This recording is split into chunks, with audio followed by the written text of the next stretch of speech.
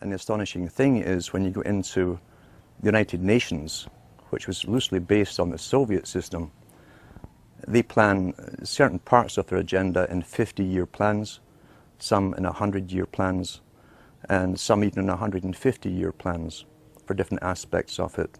Every country was basically signing the same laws, and had been in my whole life, at the same time that affected their societies. Laws were introduced and bills were introduced unbeknownst to the people in those countries that it was being introduced in their neighbouring countries or even across the water somewhere at the same time.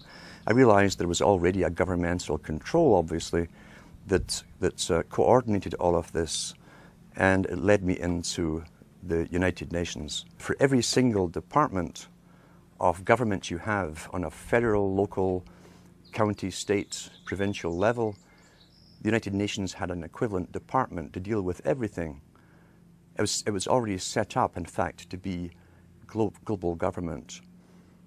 H.G. Wells said at the League of Nations, which was the embryo for the United Nations, he said, this is the nucleus of the world governments, when eventually all laws will come from there, be passed and signed into law by treaty of all the member countries. Eventually, we won't even have to go through the farce, and that's what it is, of voting in parties or candidates, because in the latter part of the 20th century and now into the 21st century, we're being trained, rather obviously, to simply accept rule by experts, rule by scientists, rule by professionals, and that's what they mean when they call governance.